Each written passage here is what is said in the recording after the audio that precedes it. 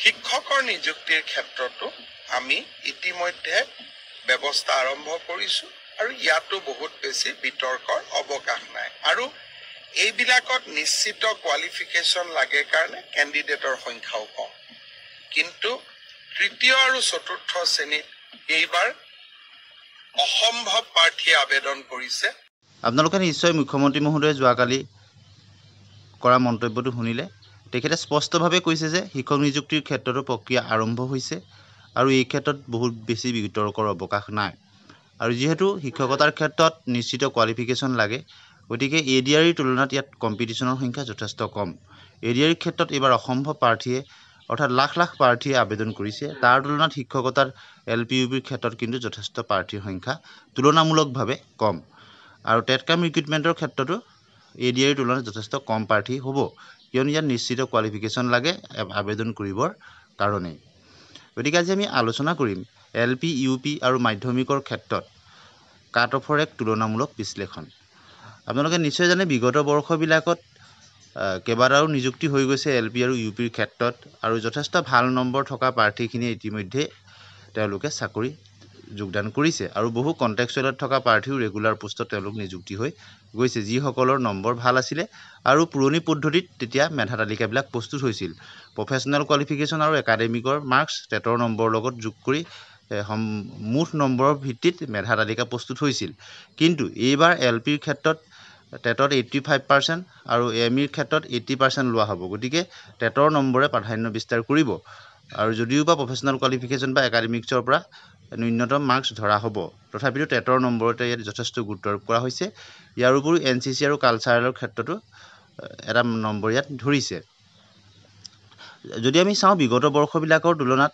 এইবাৰ এলপিৰ ক্ষেত্ৰত cut off পূৰ্বৰ তুলনাত যথেষ্ট কমি যোৱাৰ সম্ভাৱনা আছে তাৰ প্ৰথম কাৰণটো যদি আমি চাওঁ বিএড প্ৰাৰ্থীসকল এইবাৰ আবেদন কৰিবলৈ সুযোগ পোৱা নাই কিয়নো বিএড প্ৰাৰ্থীসকলক সমগ্ৰ ভাৰতবৰ্ষতে যি সুপ্ৰিম কোৰ্টৰ পৰা যিটো ৰায়দান আহিল ৰায়দানৰ পিছত এলপিত আৰু নতুনকৈ তেওঁলোকে আবেদন কৰিব নোৱাৰিব গতিকে এলপিৰ ক্ষেত্ৰত এটা টেটৰ উত্তীৰ্ণ একাংশ প্ৰাৰ্থী সম্পূৰ্ণৰূপে আবেদনৰ পৰাই তেওঁলোক বাদ পৰি গ'ল গতিকে এলপিৰ ক্ষেত্ৰত কাট অফ কমাৰ ই এটা অন্যতম কাৰণ আৰু দ্বিতীয় এটা কাৰণ হিচাপে বিবেচিত হৈছে যিটো এলপি আৰু ইউপিৰ ক্ষেত্ৰত দুয়োটাতে প্ৰযোজ্য হ'ব যিটো হ'ল এনআইএছৰ ক্ষেত্ৰত মহামান্য সুপ্ৰিম কোৰ্টৰ পৰা যিটো ৰায়দান আহিল এই ৰায়দান মতে এতিয়া এনআইএছৰ যি ডিএলএড তাক 18মহীয়া ডিএলএড হিচাপে বিবেচিত কৰা হ'ল আৰু দুবছৰীয়া ডিএলএডৰ সমকক্ষ নহয় বুলি মহামান্য সুপ্ৰিম কোৰ্টৰ পৰা ৰায়দান আহিল গতিকে বৰ্তমান সময়ত আপোনালোকে নিশ্চয় জানে এনচিটি কোৱালিফিকেশ্যন মতে এলপি বা ইউপিত আবেদন কৰিবৰ কাৰণে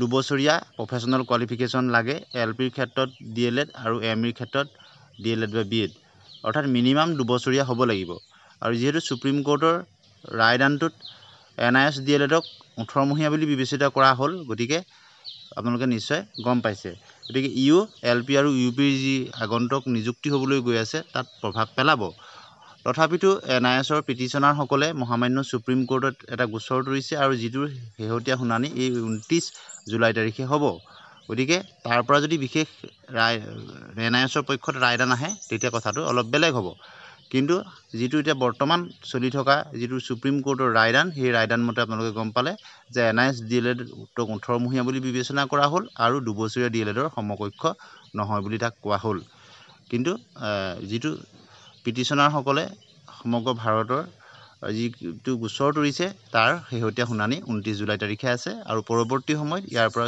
শেহতীয়া কি খবৰ আহে আপোনালোকক জনাবলৈ চেষ্টা কৰিম গতিকে এনআইএছৰ এই প্ৰসংগটো এলপি আৰু ইউপিৰ ক্ষেত্ৰত কাট অফত প্ৰভাৱ পেলোৱাৰ যথেষ্ট সম্ভাৱনা আছে আৰু এতিয়া আমি আহিম আপাৰ প্ৰাইমেৰীৰ ক্ষেত্ৰত আপাৰ প্ৰাইমেৰীৰ ক্ষেত্ৰতো কম্পিটিশ্যন যথেষ্ট থাকে কিন্তু এইবাৰ কিছু আপাৰ প্ৰাইমেৰীৰ ক্ষেত্ৰতো কম্পিটিশ্যনটো কমি যাব কিয়নো আপাৰ প্ৰাইমেৰীৰ ক্ষেত্ৰতো কণ্টেক্সুৱেল টিচাৰসকলৰ সেইটো কমি যাব যে কণ্টেক্সুৱেল টিচাৰসকলৰ ক্ষেত্ৰত অসম চৰকাৰে শেহতীয়াকৈ তেওঁলোকে এটা স্পেচিয়েল ড্ৰাইভৰ দ্বাৰা তেওঁলোকক নিযুক্তি দিয়াৰ কথা উল্লেখ কৰিছে তেওঁলোকৰ কাৰণে সুকীয়াকৈ বিজ্ঞাপন প্ৰকাশ কৰিব য'ত কেৱল কণ্টেক্সুৱেল টিচাৰসকলে আবেদন কৰিব পাৰিব গতিকে তেওঁলোকক যিহেতু এটা নিৰ্দিষ্ট ক্ৰাইটেৰিয়াৰ মাজেৰে ৰেগুলাৰাইজ কৰিবলৈ লৈছে গতিকে তেওঁলোকো এই যিটো ফ্ৰেছ নিযুক্তিৰ কম্পিটিশ্যনৰ পৰা আঁতৰি থাকিব বুলি আমি আশা কৰিব পাৰোঁ কিয়নো তেওঁলোকে যিহেতু বহু দিনৰ পৰা কণ্টেক্সুৱেলত কৰি আছে আৰু তেওঁলোকৰ কাৰণে চৰকাৰে সুকীয়াকৈ চিন্তা চৰ্চা কৰিছে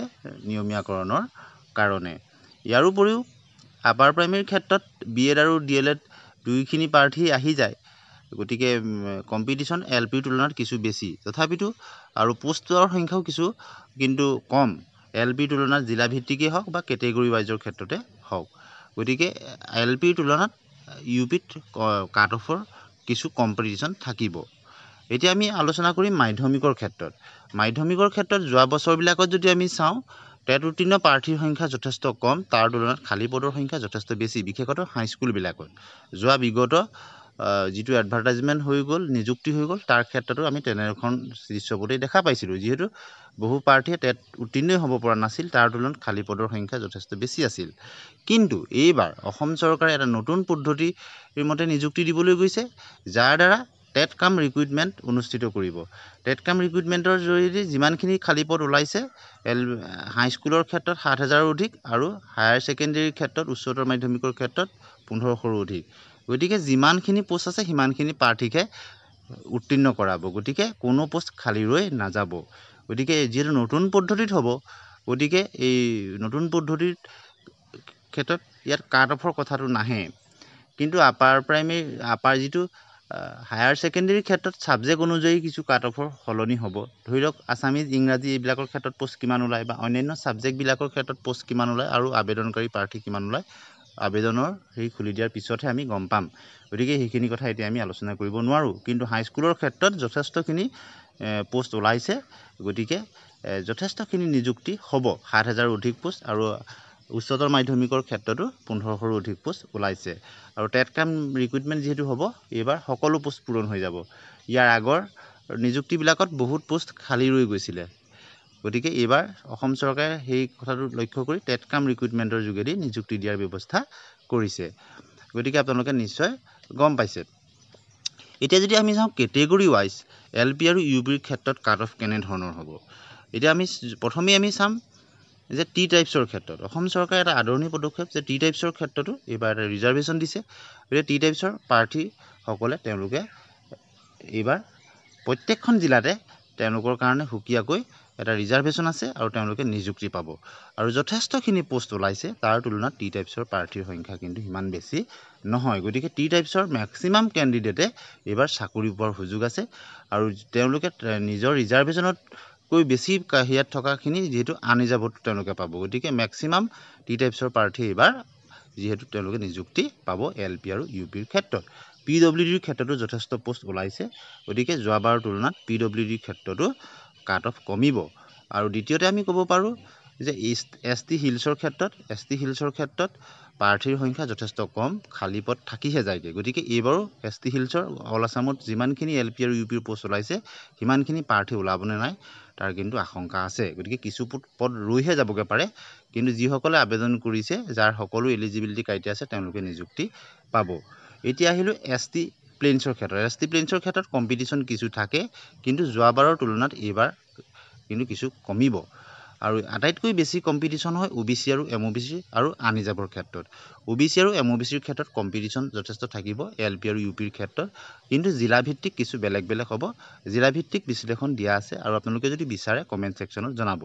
আনৰিজাৰ্ভৰ ক্ষেত্ৰত আটাইতকৈ কম্পিটিশ্যনৰ সন্মুখীন হয় জেনেৰেল কাষ্টৰ যিসকল কেণ্ডিডেটছ। জেনেৰেল কাষ্টৰ কেণ্ডিডেটসকলে আটাইতকৈ বেছি তেওঁলোকৰ নম্বৰ বেছি হয়, প্ৰয়োজন হয় চাকৰি এটা পাবৰ কাৰণে। আৰু আপোনালোকে নিশ্চয় জানে, পৰৱৰ্তী সময়ত যদি জিলাভিত্তিক বিশ্লেষণ বিচাৰে কমেণ্ট ছেকশ্যনত জনাব। আজিলৈ আহোঁ।